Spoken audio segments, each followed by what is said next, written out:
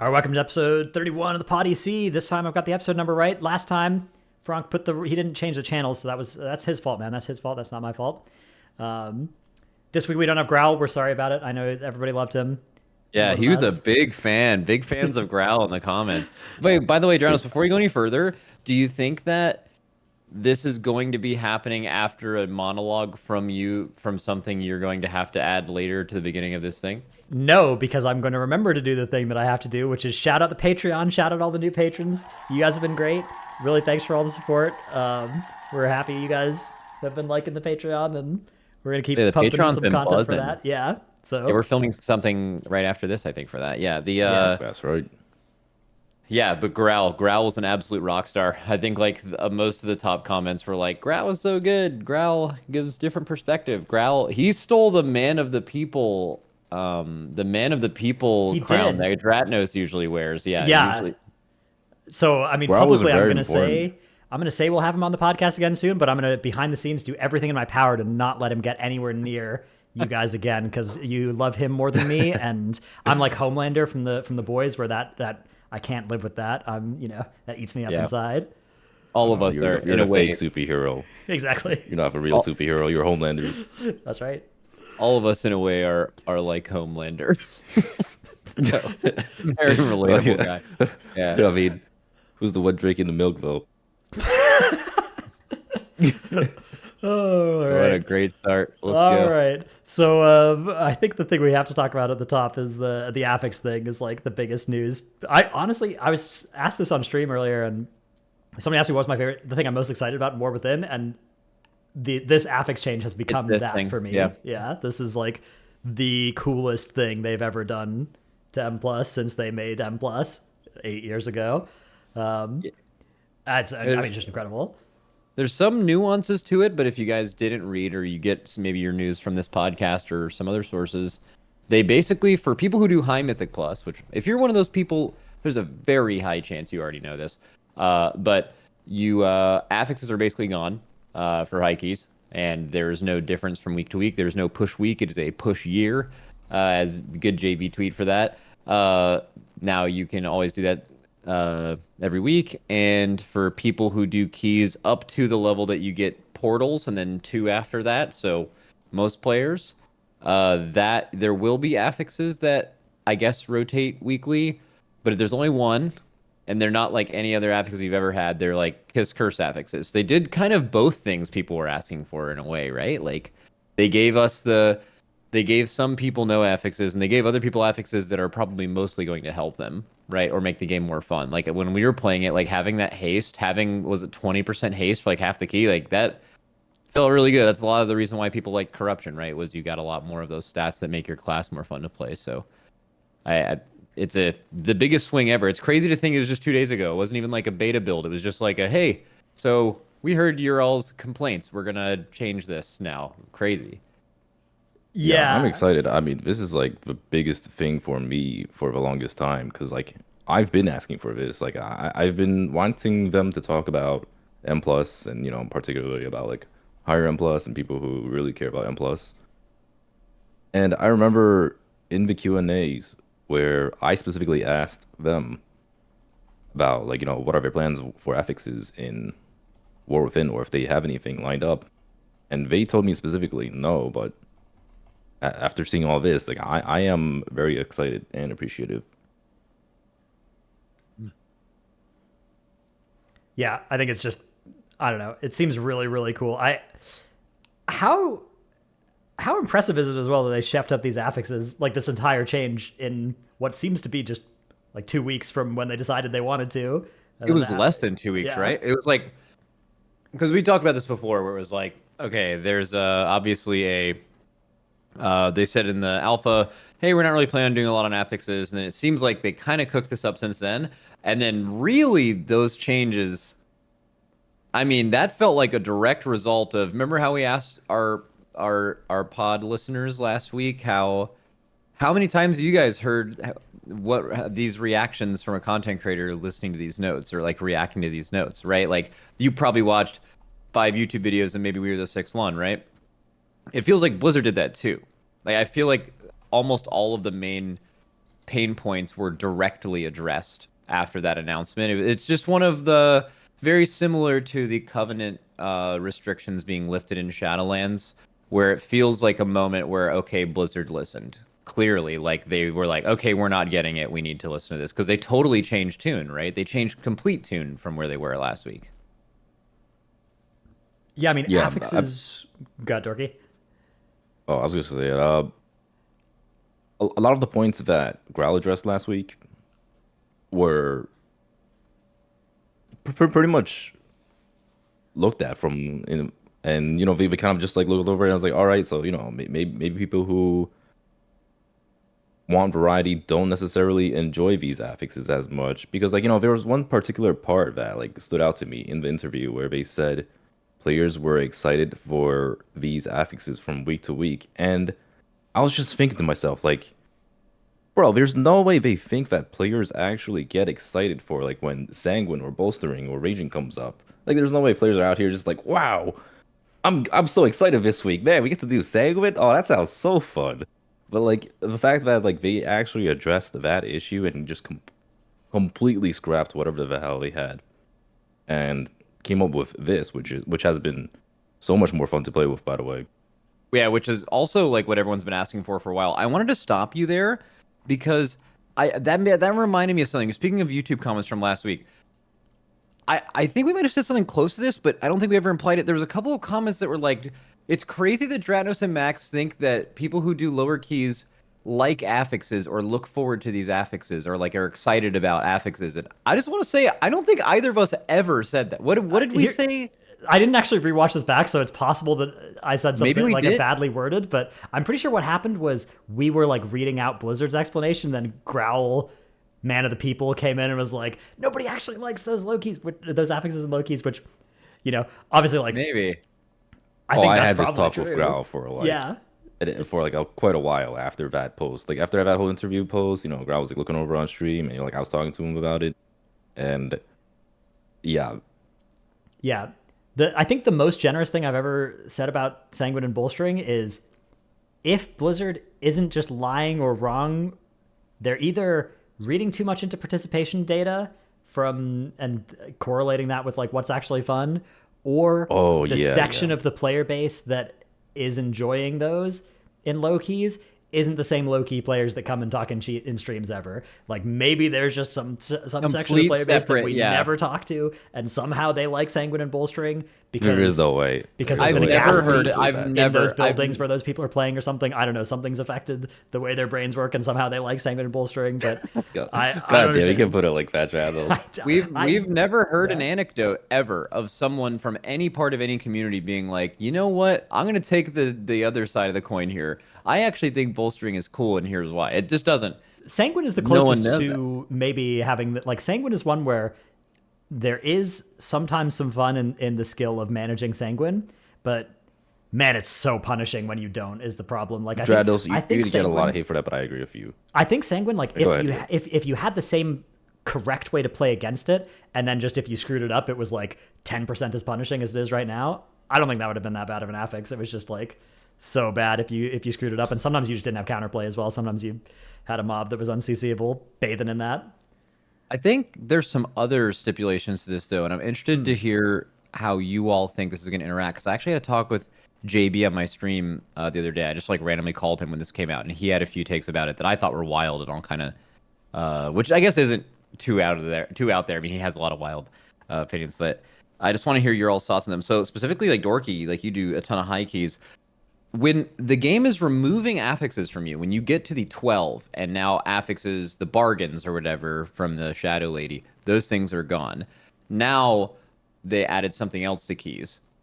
All health and damage increased by 20% flat, which will scale with everything that's already scaling, right? So what is to be gleaned from that is by doing high keys, whatever you determine a high key. I think certainly whatever any relative explanation of what a high key is to someone definitely starts after 12, right? Or what used to be a 22. That is going to scale significantly harder, and the difference between key levels will be much greater than it has ever been. What are your all's reactions to that or thoughts about it? I actually do have a lot to say about that. I do think that's going to be a genuine concern. Like you're basically going to go from you're just doing your vault keys and then you're going to do your portals, then suddenly you just get thrown into high keys. There's no they've sort of removed that whole bridge between the two, and that might actually be a problem because when you're going from doing 22s to or well 12s right now to like 15s normally, there's like a gap, right? And there's a clear gap too. It's not you go from pretty much having like lenience in the key, and things can happen, kicks can go off, people might stand in shit, the healer might not be the best, and you can get away with it. But the moment you're jumping into 15 or higher key, which is essentially what's going to happen with this whole Zalatath's bargain, is you're suddenly just going to be thrown into the deep end where you're suddenly dealing with one shots and suddenly having to deal with like much tighter timers and suddenly having to deal with all these problems that the quote unquote high keys face. And I think that's kind of not a great approach to it. Like I don't really think it's a good idea to have Zalatath's bargain or the whole fortified plus Tyrannico, which we can even get into a little bit after. Yeah. Yeah. What do you think, Dratnos? I think let's save Fortified and Tyran for later because I think that's another interesting talk. Let's just talk on the Zalatath's Guile. It seems like Blizzard definitely want there to be like a clear delineation between the for fun low keys and the push high keys, right? Like that they are basically adding, taking out 2 key levels, right? Like level, 12 and 13 basically don't exist. You go straight from 11 to 14 with that plus 20% extra being added in there. And I am worried about that. One downside that I foresee with that is that, if you're like an aspiring tank looking into getting into pushing high keys and you're kind of trying to pug your way up, I think those key levels served as important rungs on the ladder for you to sort of be building your confidence, building your skills against these mobs, learning how they worked in high keys, pushing with people in keys that weren't too hard, but were higher than the level where the, you were just playing for gear, right? Because now basically you go from the best level where you can get gear, which is a plus 10, and then like almost immediately afterwards, you're into this really big spike in difficulty. On the other hand, maybe Blizzard wants to do it to avoid like accidentally getting into that key level, or to like, maybe they really want to make sure that, you know what you're doing. Right, like you're either a shallow end group or a deep end group, and there's not like a mid ground where you kind of accidentally put the key in and it's like, oh man, we've lost our fun affix, but this is easy isn't that enough the for problem? us. Like, isn't that our issue is that with a the good current thing? reward system? Is that like there is no way to go from the shallow to the deep end, and they do that by their reward structure. They give you a reward structure, and that stops as soon as you start to go a little bit deeper. The rewards are gone. And now it's not going to be like a gradual drop into the deep end. It is like you are launching yourself into the deep end. And that first experience could be something where someone tries that and they're like, why would I do this? Oh, wait. So if I do this for long enough, in 5 months, I might get a title.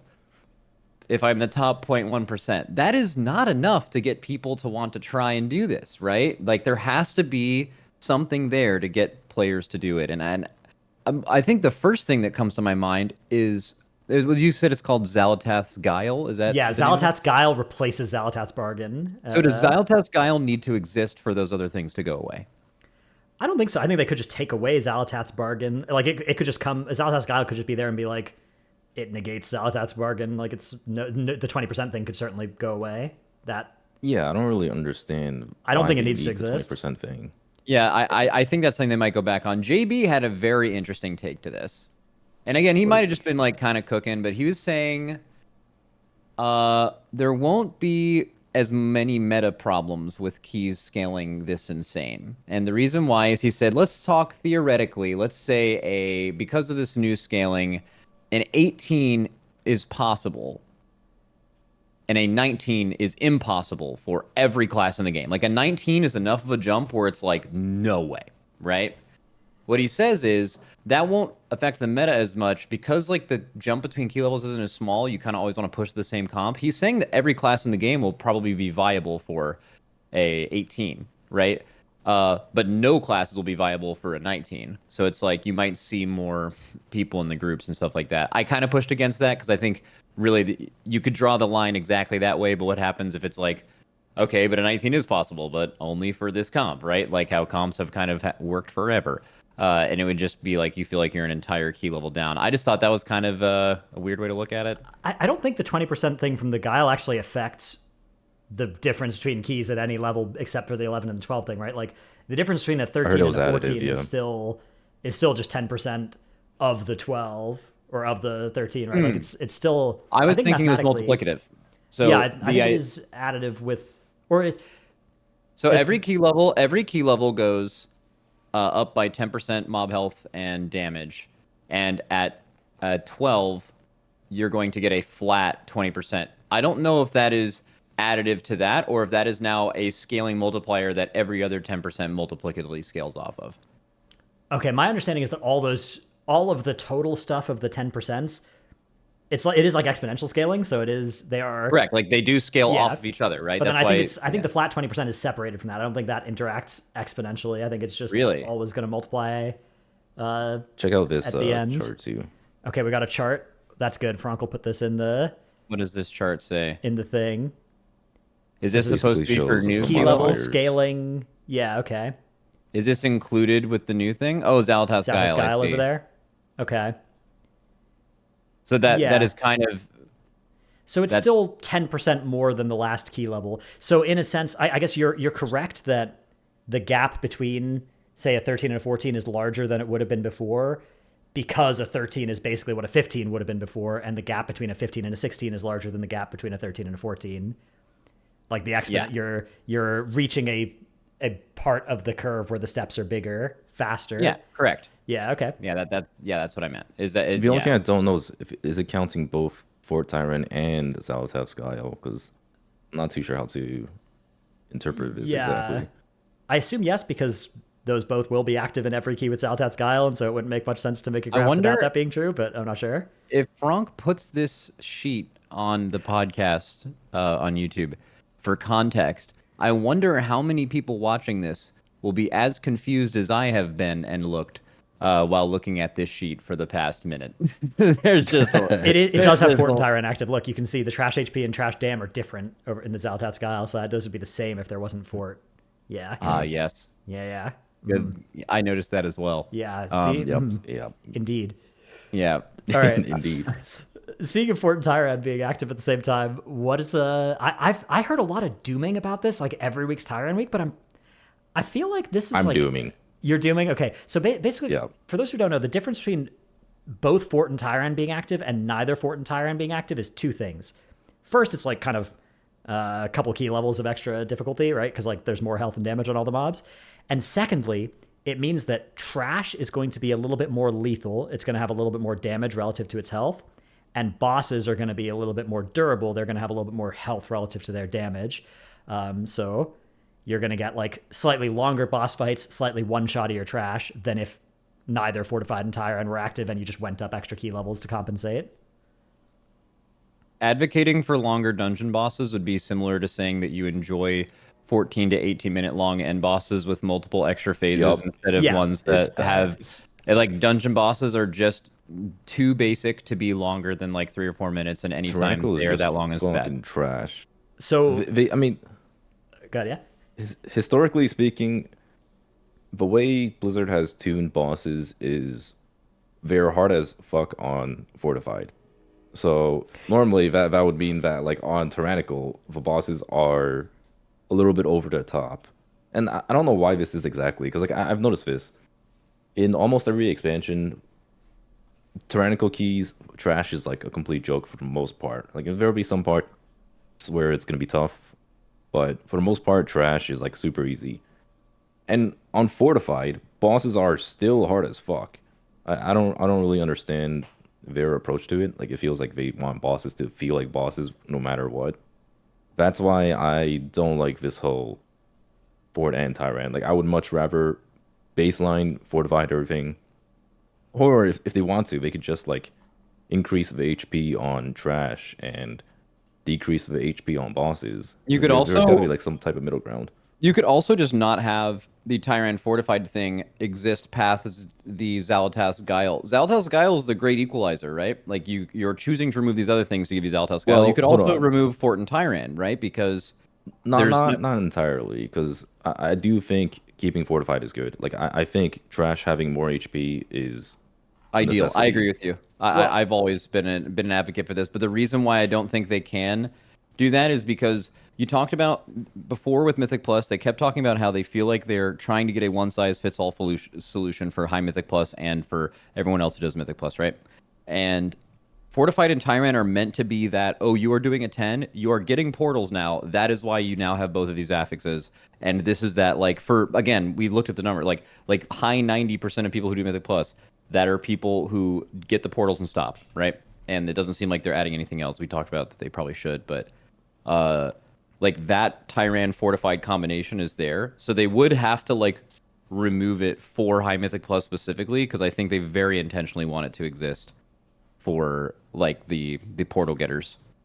But the thing is, like, I think fortified is just like straight up better for the game as a whole, because like, as Completely particularly agree. for lower keys, it's such a major problem for lower keys at the moment, where trash dies instantly, and it's making bursty classes feel good, but it makes the classes that have somewhat of a ramp time feel absolutely terrible. Like anyone who plays a ramp spec or something that like requires a little bit of building up in any sort of way, It's like almost whether it's every dots DPS or whatever. class, by the way. There's like very rarely a DPS class that just like goes in there and starts blasting. Like even the burstiest classes have a little bit of setup.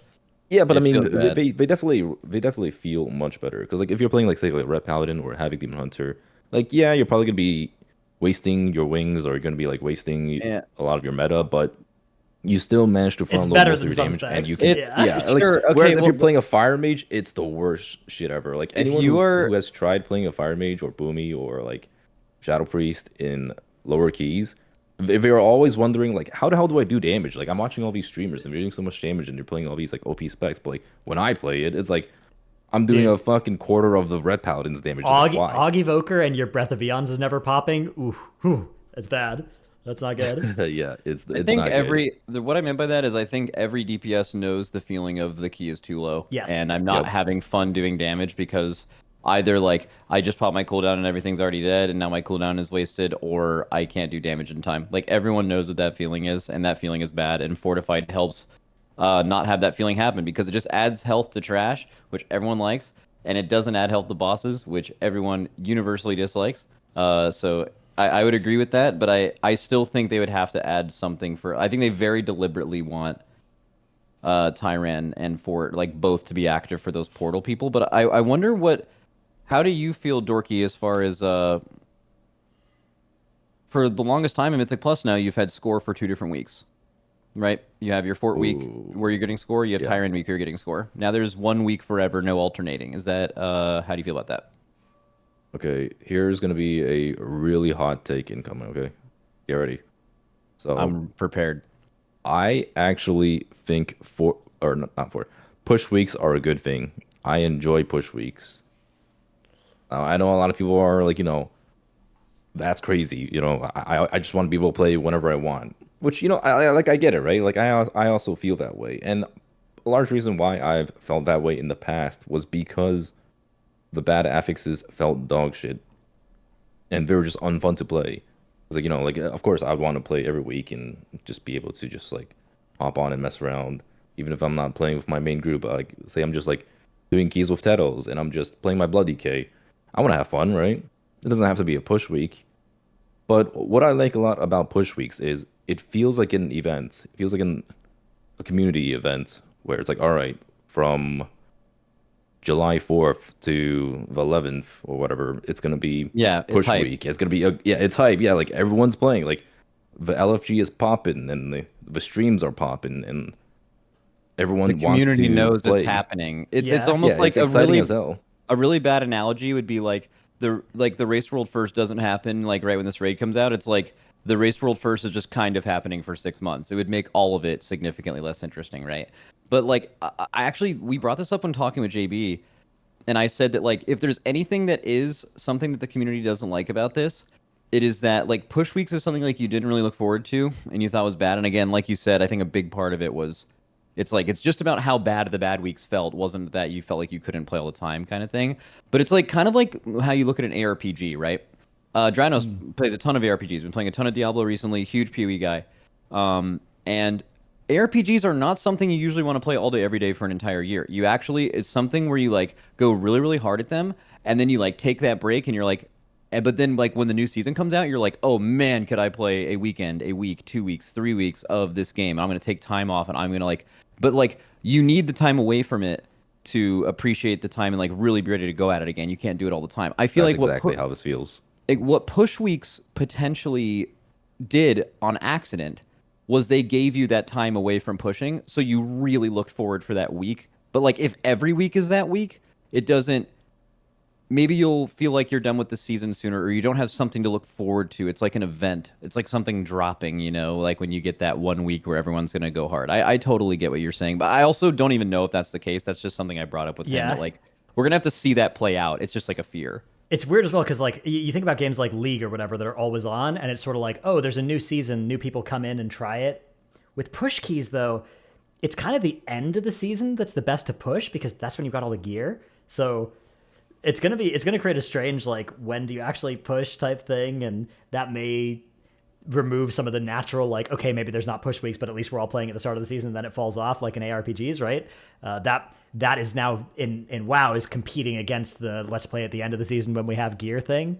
I do think it's going to be really nice though for people that are like, hey, I have a vacation that lands on the one push week of the 1/4 push week of this season. Like that was a really unfortunate thing that ever happened with the old system. So scoring some man of the people here points trying to dethrone GroWl. That'll be nice for all the people that are, all those people with 3 wives, 7 kids, 2 jobs, 20 minutes a day to play WoW every other week. Now we'll be able to actually play rather than just, oh, it's a dead week, I can't game. Yeah, I mean, it's kind of like we talked about before, where like I wish we were kind of theorizing what could dungeons look like if they came up with some kind of way to give you like a time limited thing that was early in the patch. We talked about how like the race is like the race to world first, cutting edge, Hall of Fame. There's like a thing you go for, and push weeks kind of were that. They were in a way they were like that. Like just in your head right now, just think. Whatever there's push weeks, it's just like there's just the week, whatever it is. It's the Mythic Plus week of this season, and that week is whoever can grind the most keys that are highest keys in this thing of everyone in the entire game. That's the thing. Everyone would be tuning in, everyone's watching, everyone's going crazy. Push weeks were a small version of that. And now when is that week going to happen, right? Is it the week where everyone finally gets max eye level? Is that going to be advertised? Like, do you know when that's going to happen? What if Blizzard just put some like mid-season cutoff points, and it's like, what if we give out a title for top 0.1% 1 month in, and then 2 months in, and then that like makes that a would push actually week be at that cool. time? I've been saying this for a long time. I actually think something like that would be really interesting because there are different seasons within the season. That is a thing, right? No, yeah, 100%. I think that's actually really cool. Like if they have like say like the first to get a 20 in the first month, or like 2 months in, first to get whatever, and or even just score. Or actually, yeah, not even that, because like the thing with the whole push week is it's not just for the highest key doers. It's also for like the huge middle range players who look forward to getting all their score during that time. Like it's just such a big event in the M plus scene where like once this goes away, it's gonna feel kind of sad that it's not there anymore. But it's definitely understandable that I think you'll see higher burnout whenever. Do you think I 100% think so. Not just because of the whole no more push week thing, but also because every week will feel much more samey. Like I've said this before. Like this was one of the first things I've said to you, Max, back when we were talking about M plus in Shadowlands. M plus needs affixes. I still stand by that. I still think affixes are good for the game, and just straight up removing them all is not the solution. But this is still like a step in the right direction. It's a step in the right direction because it's removing affixes that definitely should that were terrible. Yep. Yeah. You're not just so everyone who's listening to this isn't confused. He's not opposed to bolstering Insanguine and stuff being. Oh removed. yeah, I am so fucking happy that those are gone. Yeah, I do. Yeah, wish we had affixes. Dude, this is crazy that you're saying this because I actually made this exact argument a while ago, and my chat had the exact opposite response. They're like, "You don't get Mythic Plus. You just like." I'm like, guys, don't you think like there's a chance it just becomes kind of samey and stuff like that? And they're like, no, man, you just don't get it. No affixes, and we're in our golden age. I'm like, all right, let's get it. I think it's just something that's gonna have to.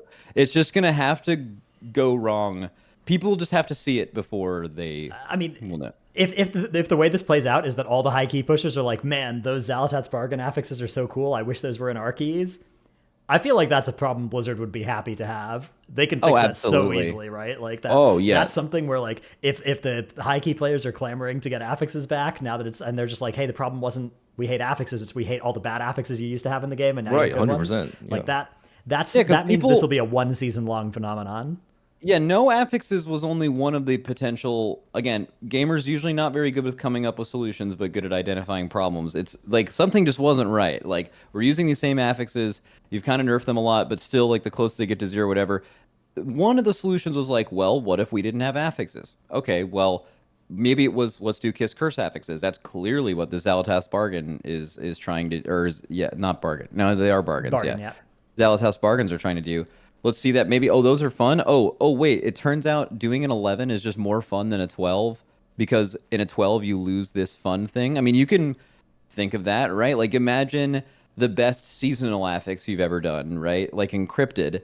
If you ever just got to a certain key level where encrypted stopped happening, you'd be like, what the fuck is going on here? Like this sucks. Like encrypted's awesome. Like, so like this could be very similar to that. So maybe what this expansion, and I think I don't think these are the two affixes we're going to rotate between. These are very deliberate tests they did last week, or I guess it's actually still happening right now, where they're testing a very active kiss curse affix and they're testing a very passive kiss curse passive or affix. I think there's going to be a lot of these, and I think they're just trying to see which one people resonate with the most. Which I guess we could talk about if you guys feel any particular different way about them. I know I do, but I mean, yeah, like Dratnos said, if it's like, haha, Blizzard was right all along, you didn't actually want no affixes, you do want some variants, but it's just not the bad ones we had before. It's this new thing we have. Players would be like, okay, that's good. We'd like that. Let's do it. We're 100% going to hear that the whole, told you so. You think you do, but you don't. But yeah, like I was doing some beta M+ dungeons yesterday, and I was just like, asking my buds how they feel about it. I was just like, a bunch of liquid dudes. And it seems like a lot of people actually really enjoy this new affix. And it's like, man, it's kind of sad that this affix isn't going to be a thing in higher keys. Like, they said in the notes specifically about how, like, high key players don't want any variants. They just want everything to be the same and blah, blah, blah, blah, right? But, like on one hand, they're kind of right, but at the same time, they're like missing the point, right? Like it's not about having keys be like, it feels the same the entire time. You can do like, perfect runs. It's more about like just how fun the key feels. I feel like that's the biggest thing missing from both the interview they had with Wowhead and the posts they've been making. They're not talking about like the fun factor in these affixes. And a large reason why people have been asking for kiss curse affixes for the longest time is the fun factor. Like we talk about encrypted being fun all the time, but they just don't really seem to understand that. And this is like the closest thing we have so far to an actual fun affix. You just have a bunch of orbs spawn, you do some piss CC, and you just get like a fat buff. Like that's nice, man.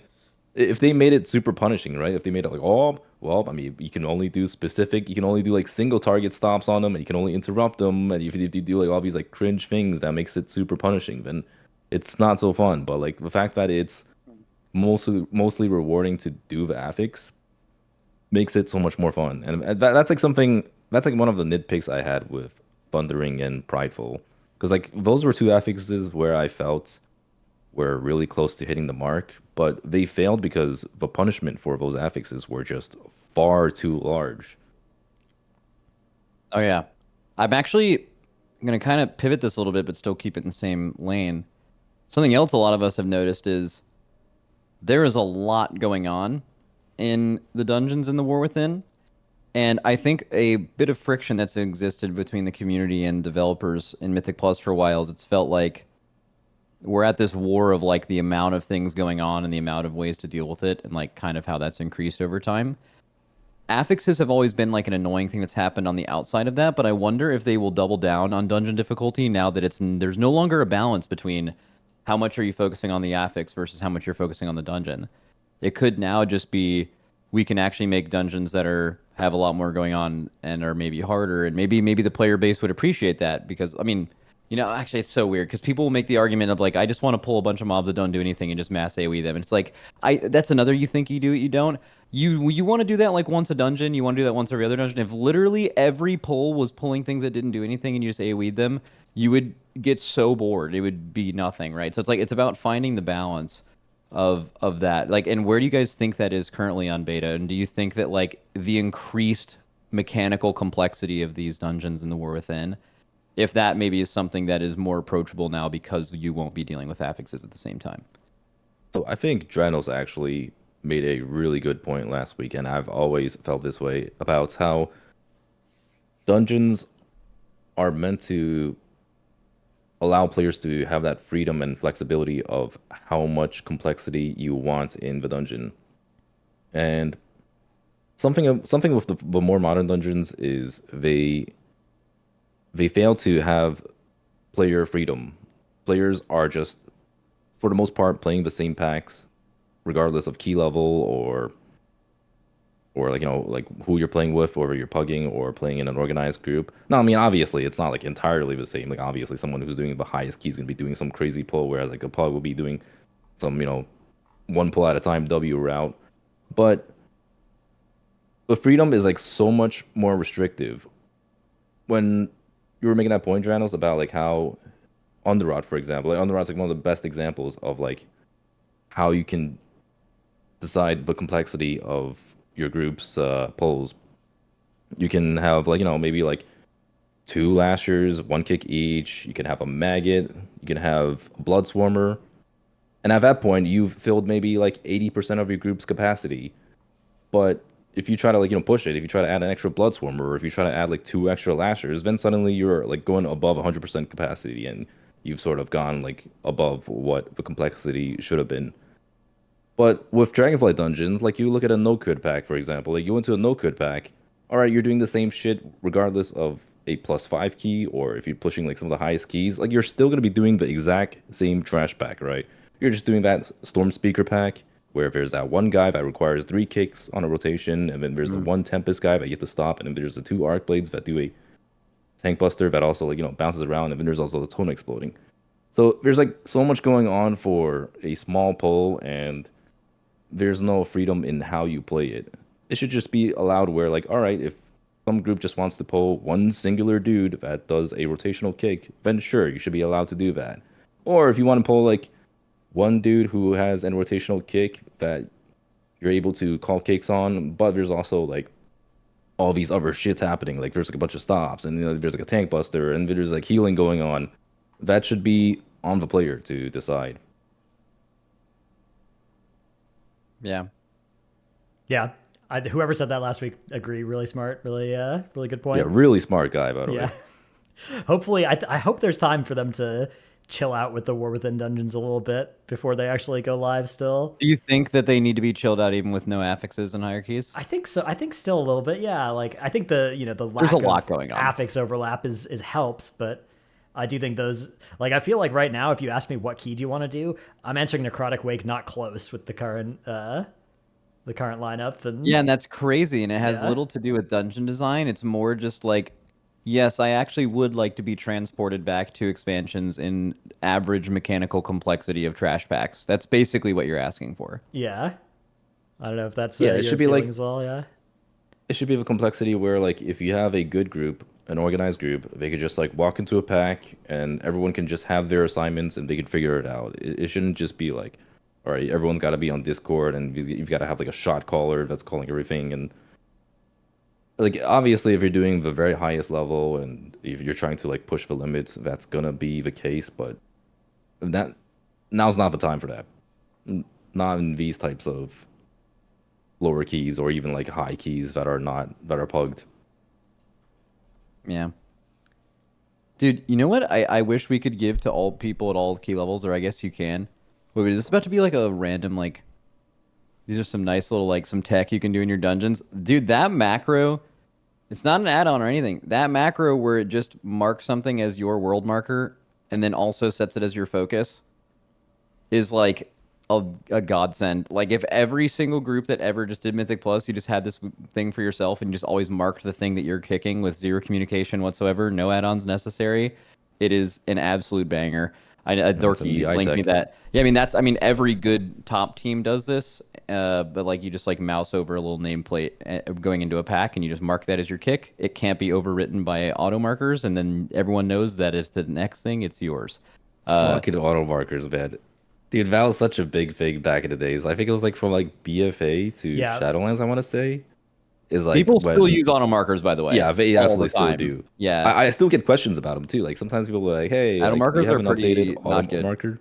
Yeah, they are not good. I mean, I think they're fine for most people because it like gives. I mean, okay, if like a pug is going in and there's a tank that is auto marking all the casters, I guess it kind of signifies what is important in a way. But it's no one's going to like type before the poll, "I have orange" or something, "I have star." Like that's kind of why that macro is nice. Is you don't use an auto marker, you deliberately mark the thing that you are going to be kicking, and at the same time in the same macro, making it your focus for a focus kick, and then yeah, I don't know. It just like does all of that. We just need to Oh somehow, yeah. if I could change anything about the WoW community, it would be just everyone conforming to this one way of doing this thing, and it would just solve all of that forever. And it requires no out of game, or obviously no out of game, but like no add-ons, nothing. It's just like an in-game thing. It's Yo, amazing. I had this idea before, which is kind of similar to this. So I've been experiencing these War Within dungeons for the first time in beta, and I am like feeling what new players feel. Where like you go into these dungeons and it's like, what the fuck is happening? Like I'm just looking at these Oh packs, yeah. like I'm randomly Oh dying and the yeah. mobs are casting like Torrent of the Void or like Call to the something, and it's like, what are these abilities? Like I just don't know what's happening, right? So like I'm wondering like what if they had like a simplified mode? Like this could be like an add-on or maybe something that like Blizzard makes where it just like simplifies all the abilities.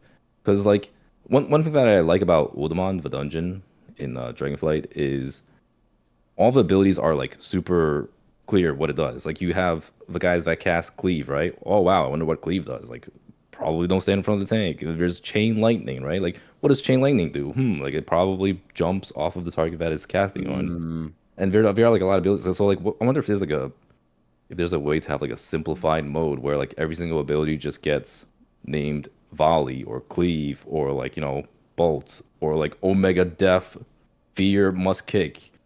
Not exactly that, but like you get the point.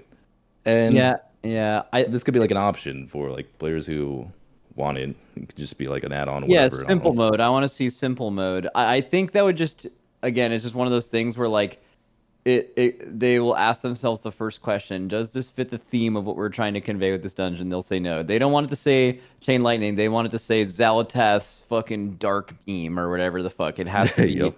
this like super thematic thing. So I don't think it would ever happen, but I do think it would actually help players learn dungeons. But I do know what you mean about feeling overwhelmed going to the dungeons. I also felt that way. Like as someone I've played WoW and figured out stuff for like a really long time. Like you just pull some of these packs in these new dungeons and you're just like, what is going on right now? Like there is so, and I can only imagine how that feels for like a newer player. Maybe there's another way to look at it. You know how there's like there's heroic mechanics and there's mythic mechanics. Maybe in this one size fits all solution, and this is probably something that high key players will hate, but like maybe the cutoff isn't heroic to mythic dungeon. It is low to high key or shallow to deep end, and actually doing keys up until the portals or maybe up until a 12 have less mechanics in mob packs on bosses, like less than they do now. And then like the harder version of Mythic Plus, very similar to like the mythic version of a boss in Raid, which is like kind of where this cutoff actually naturally kind of lies. Kind of the difference between heroic and mythic is very similar actually to the difference between a 11 and a 12. Maybe you actually add some of those abilities back in. The downside of this, of course, is the people who spam Mythic Plus the most over and over and over again are the people who do keys higher than that, and they're going to feel like they're all the problems we've talked about a million times, right? But I don't know, just a little cook, just a random cook. I Kind of want does to ask, the thing you were asking for. I want to ask what you guys think about the death penalty thing on the level 7 row.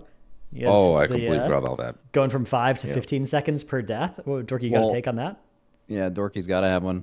I think that's gonna be terrible. So I've heard mixed things actually, because like I've heard opinions where like it's actually really good because it promotes perfect play and like it punishes players who obviously like die, but I just feel like it's too much, man. Like 15 second per death. Just imagine a full wipe.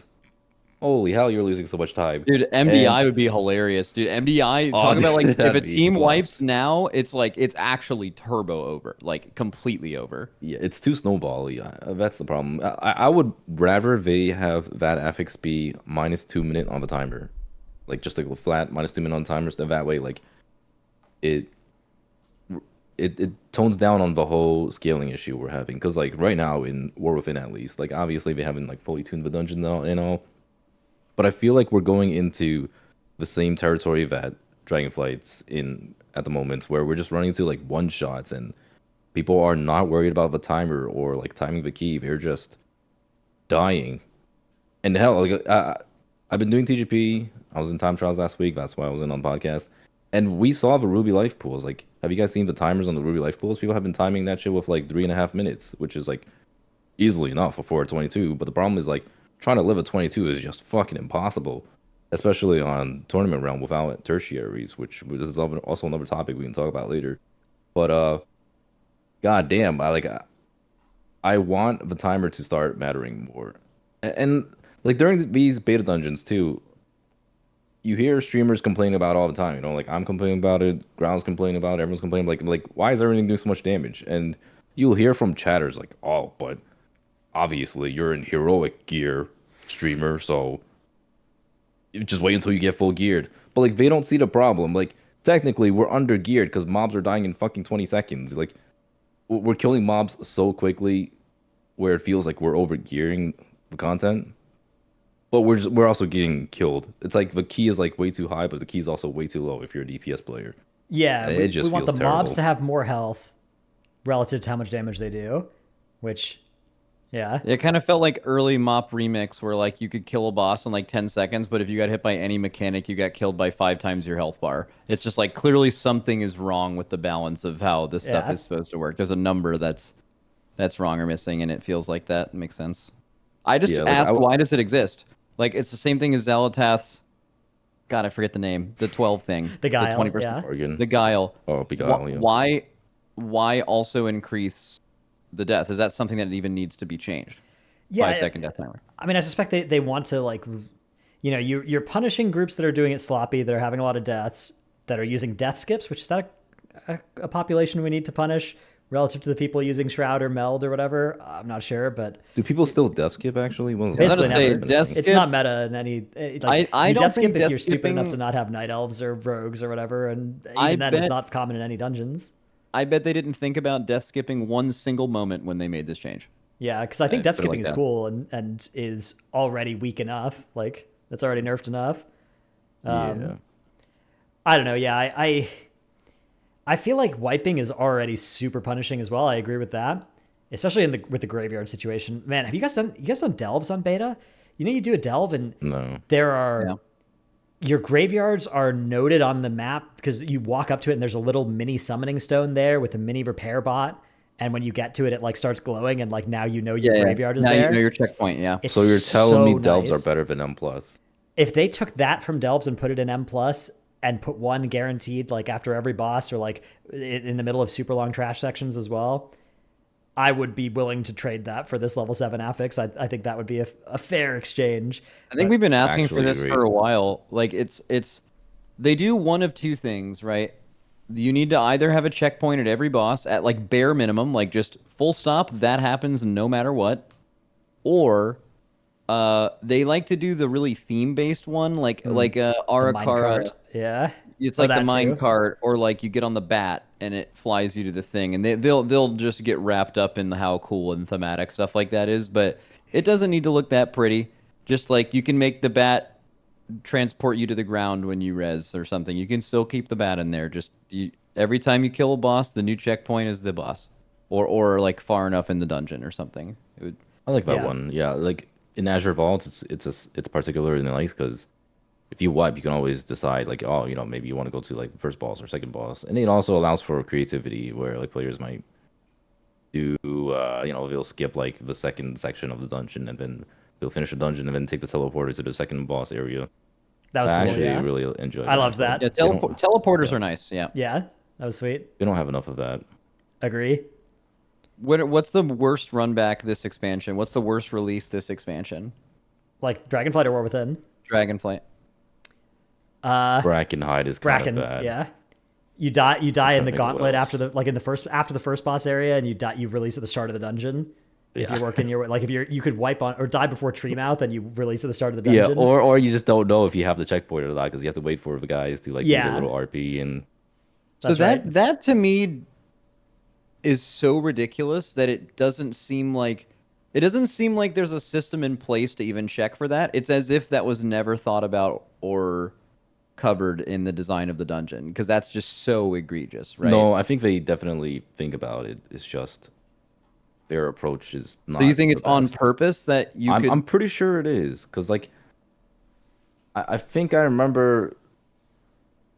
Like I'm not That's trying to crazy. I've spoken with some Blizzard of the men. developers before. Yeah, the Blizzard bins, and I remember if I'm talking about something about like how like oh like if you're able to like mount in certain areas, then the run back is gonna be like not as big of a problem. And you see this a lot, like Underrot, for example, right? Like you can mount, so therefore it's fine if you have to run back to the beginning of the dungeon. So I think There's that's also a like part of the shortcut, but philosophy. yeah. Yeah, like I think if there's like generally a shortcut, it's not as big of a deal. Like Halls of Infusion, remember before the frog checkpoint, you had to fuck that one was egregious. That one was bad. But their idea is that like, okay, there's a checkpoint, like there's like a shortcut, so it's fine.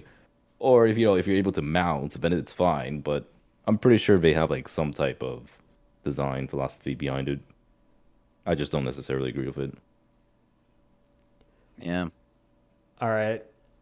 Overall W though. Everything is definitely overall W. We're just trying to peer into our crystal ball here and see how this stuff could maybe Yeah, we haven't impact won us the in M the plus future. war, but we won the battle. We won the I fight. am Yeah. very happy about it. It's the first battle that M plus It's the has biggest taken in a very win. long time. It's the biggest win probably for Mythic Plus players ever. Yeah. I think. Yep. 100%. Yeah. So good days all around. And then Yeah, what a lot of the other stuff tertiaries. do we have besides So there's this NetEase stuff. First of all, WoW's Oh, coming that back too, to WoW's coming back to China. Poggers, welcome back. Feel bad for anybody who had to miss out on WoW for a year, more than a year. But second of all, they're putting up a bounty for getting world first for a Chinese guild. So they're gonna it's pay a lot of money too. It's like 137,000 US, a million yen, would go to the guild to a Chinese guild if they can get world first.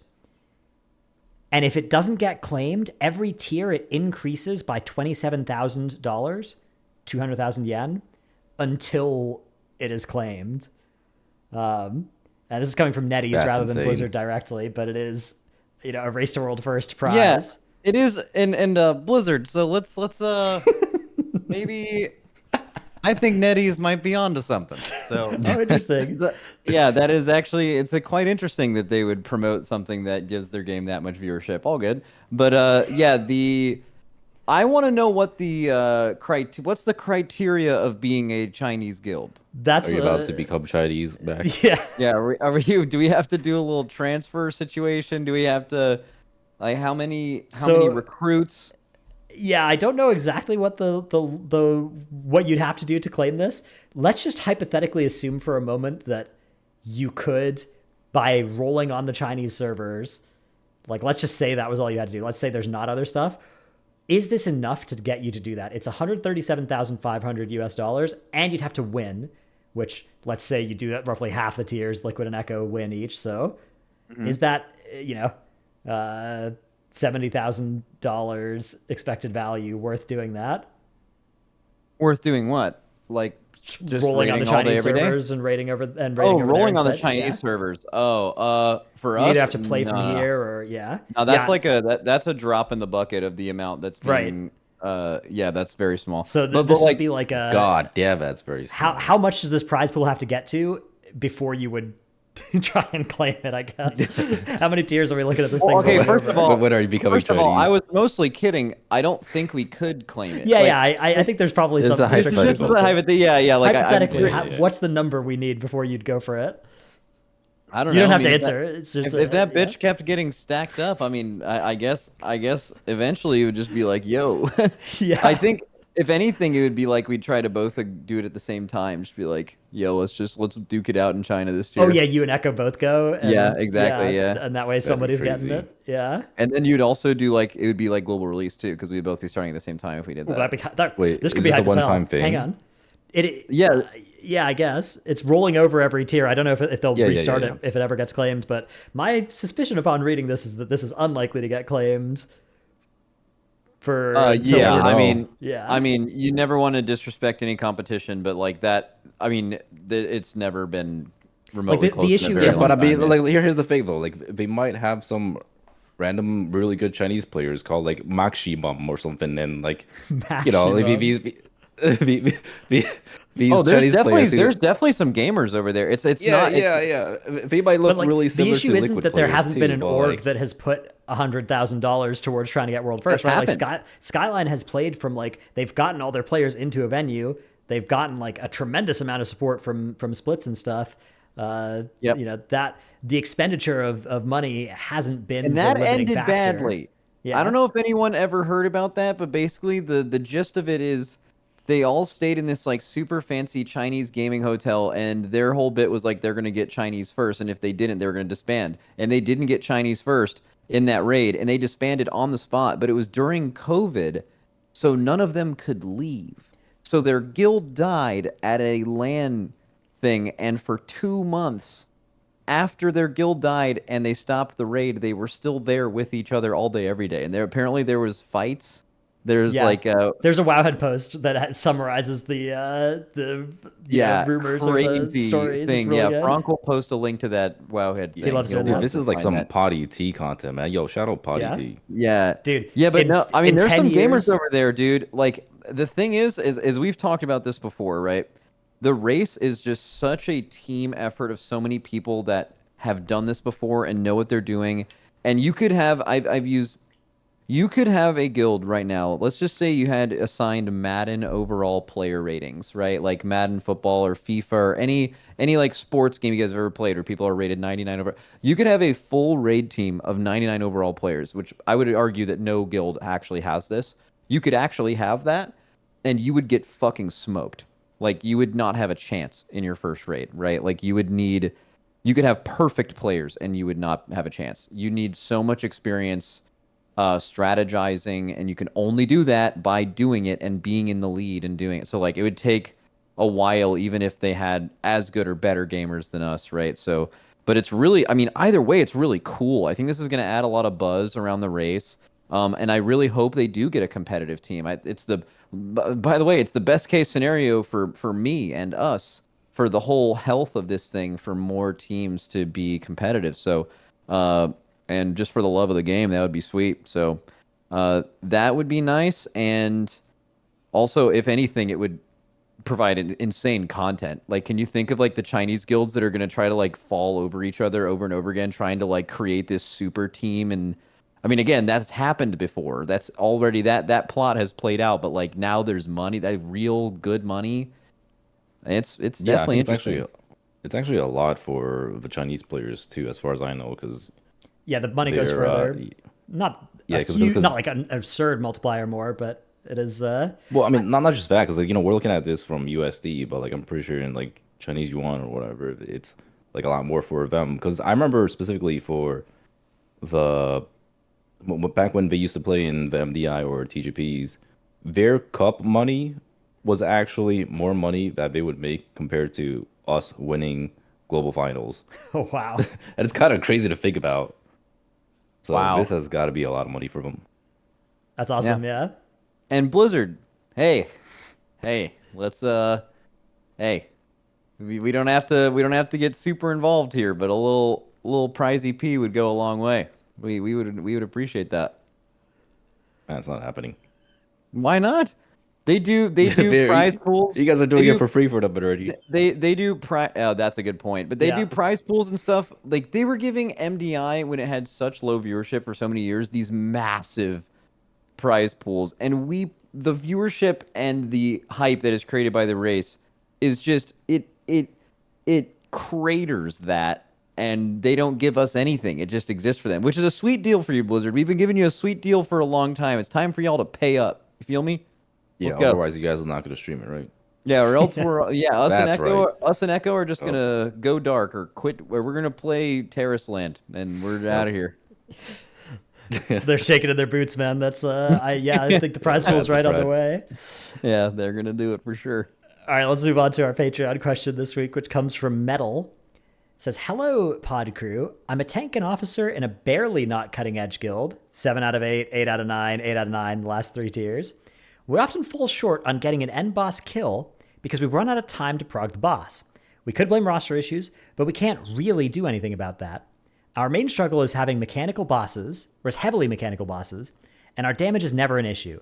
Examples: Dathia, Rashox, Askarn, Smolderon, and Tindril. My main question is, how can I, as an officer, help better our raiders and get a CE on struggle bosses like these?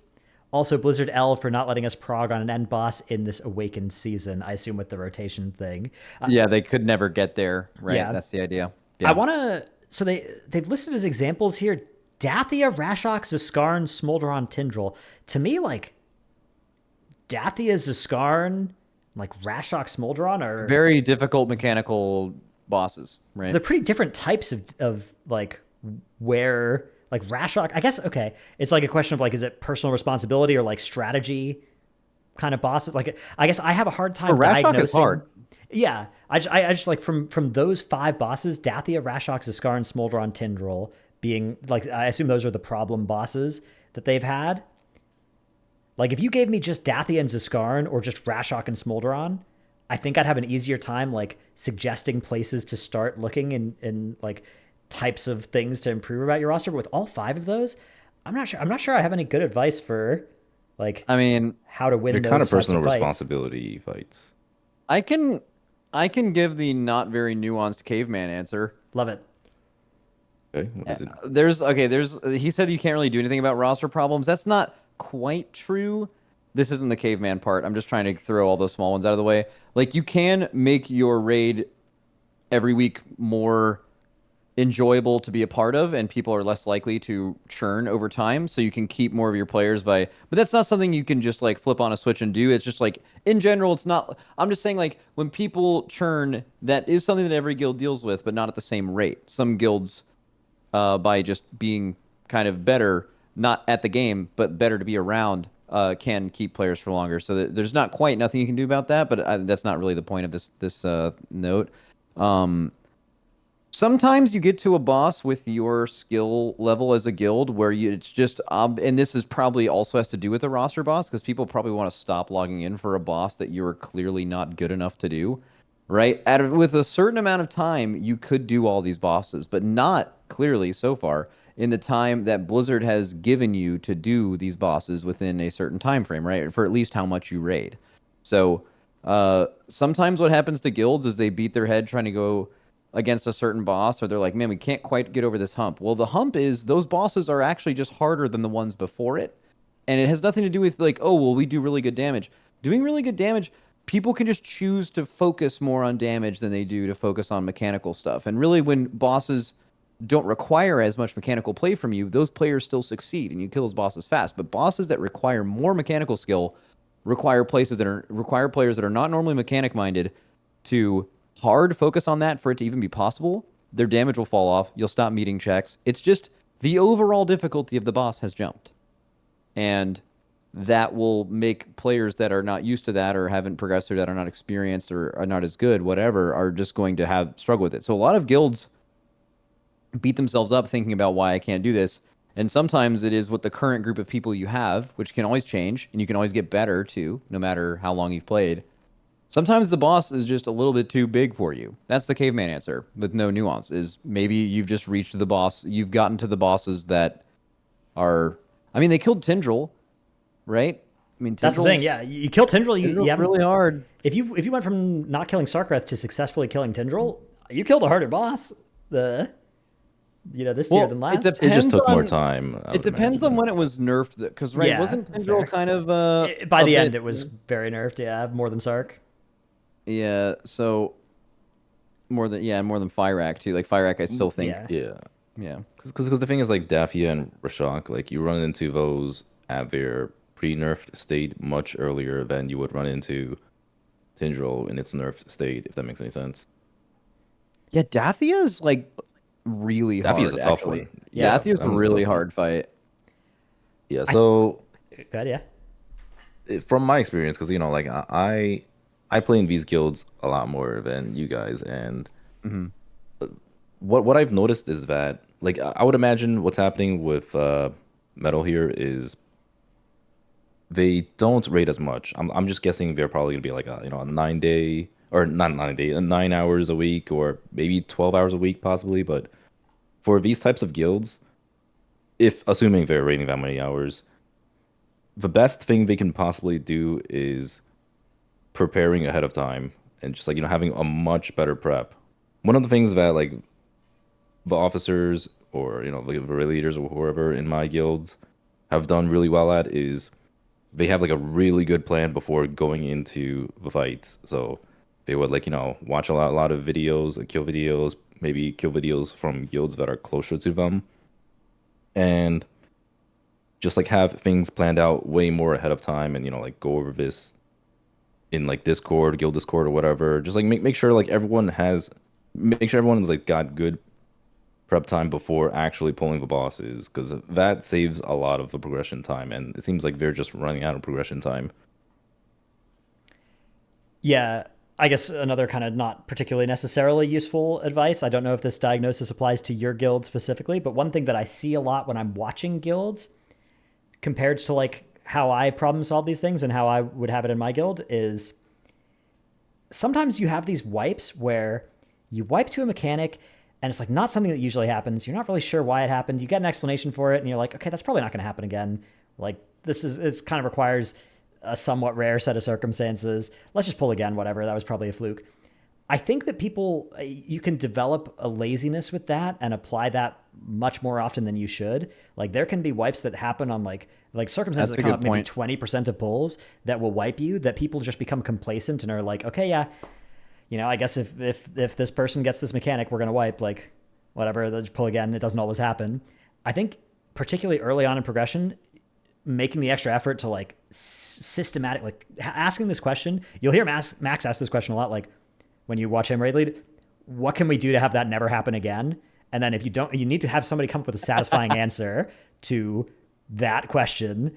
And if Okay, the but answer, that's very hard to get an answer out of but like some of these guilds. if the answer is just like we don't know, that's fine. But at least you ask the question, right? If instead you're just like whatever, pull again. Like if you just hit that pull again button and you don't actually at least try to come up with a solution, and sometimes the right answer literally is like you're pulling a hard boss like Fireack. Sometimes the answer literally just is like, yeah, if the person with the seed and the blaze gets the firestorm and they're running away from the healer, we're in trouble. Like that sometimes that's the answer, but you really want to rule out that being the answer, like especially if it's like, oh, Tindril early prog, like what happens if one of these classes gets targeted and it turns out we could have had a spare freedom on them or something. Like you want to do that thinking, or at least ask that question in the raid and try and come up with solutions that aren't just pull again and hope that people figure out the solutions themselves and develop some muscle memory, because that doesn't happen naturally for people until like 50 pulls later. Maybe somebody will have a thought like, oh, I can live this every time. But if you talk about it up front, maybe that can trigger that discussion to happen. I don't know. Again, I don't know if that's happening in your guild, but it's something I see in a lot of guilds when I'm watching them. Yeah, it takes a good. Go ahead, Dorky. I think VOD reviewing is also a pretty big thing that a lot of guilds don't do. Like I get that like they have limited progression time and they want to like pull the boss as many times as possible, but sometimes you just have to take a step back and just like look over what the fuck just happened and like how can you make it You can better. get into it. You can get into a trap of doing it too much, but I'll just give a small example. Yeah, definitely too much, but yeah. Let's say you have a stream going or a VOD of whatever, and you see from your POV someone in the range doing something wrong, and it's a perfect example of them doing something wrong. Instead of waiting for every other range to make that same mistake and learn it for themselves, you can not pull the boss, take 5 minutes, show them that, go right back to pulling the boss, and you just saved like potentially like 5 or 6 plus wipes by just doing that. Now you have to do it the right way. That you have to. Sometimes people don't want to be made an example of, and sometimes people do. You have to know the people around you, but like that will save you a lot of time. And Dratnos, you were exactly right. That you have to know when to do this, but being able, it's a good thing to be able to do both of these things. Be able to shrug off a small mistake, not talk about it, and then just pull again. That's a skill to know when to do that. And it's also a skill to know when that thing has happened maybe more than once a few times, or maybe it's only happened once, but you actually saw a direct way to prevent it that everyone can easily apply and it will never happen again. And you can bring it up. It's just about knowing when to do each. It's bad to, after every poll, be like, let's diagnose exactly what happened here, because sometimes nothing happened, just boss happened and you died, right? And you have to go again. But sometimes something very fixable happened and you can fix it. It's about identifying what can be solved and what can't. Another thing that actually my guild does that saved us a bunch of time is before every boss, we will watch the boss kill video together. Like we'll go on a website like watchtogether.com. We just watch the whole video together of a boss kill, pause and ask questions if needed. But like it's usually kind of just a pretty quick playthrough with us talking about like, okay, we don't have a rep pally, so we're doing this bit instead here, you know, as we've planned out. And then we do that for every phase. So like we make it to phase 2 and it's like, okay, great pull, good work. We got to phase 2. Now we are going to take 4 minutes and we're going to go rewatch phase 2 all together and see what's going to happen here. And that sort of helps speed up the process a lot. Yep. All right, cool question. Thanks, Metal. And no raid buff question. And I hope joke. Yeah, I hope we can. And there's one more thing we haven't talked about. I'm not going to go into a huge conversation about it, but we did get a bunch of like raid buff Patreon questions for a while, and we were fucking tired of hearing it. But maybe the part of the raid buff thing will be, at least for shamans, maybe solved next week after. Like shamans are getting massive class announced, are getting like, you know, a little retooling or updating or a new fresh quota. Blizzard said this is a Blizzard statement. Yeah, I know they said there would be a rework, but with the raid buff specifically. That's copium. No, I mean, here's why I think they're gonna address the raid buff thing is they've made a lot of changes recently, that have been in direct response to that interview that they made. People responding to things about their interview, and they have already change things in the game that were like clearly based on hearing the reaction to it. And one of the most reacted to things by everyone in that interview was, how the fuck can you guys still be this out of touch with the raid buff situation in shamans? That is like every person that reacted to it. That was maybe the strongest thing to take away from that each in an individual single answer. And the fact that they're reworking shamans at the same time, I would just find it hard to believe that they won't find a way to figure that. It would, to be honest with you, it would be embarrassing if they. I mean, maybe they just feel that strongly about the raid buffs on shaman. It's just like, they don't need it. You know, they got totems and shit. Yeah. Fuck it. They just totem have totem. Slap. Yep. Totem. Get it in there. Yeah. Totem. Earth Crush. Earth Crush is one of my good ones. All right. So hopefully shamans, you're happy next time. If not, you guys are used to it. All good. No one else is built to handle this oppression for this long quite as much as you guys are. So I hope maybe you can keep bearing that cross for us. Thank you. Yeah, we're just built diff. That's it. That's true. Yep. All right. PODIOS. Fixed defensives. PODIOS. PODIOS.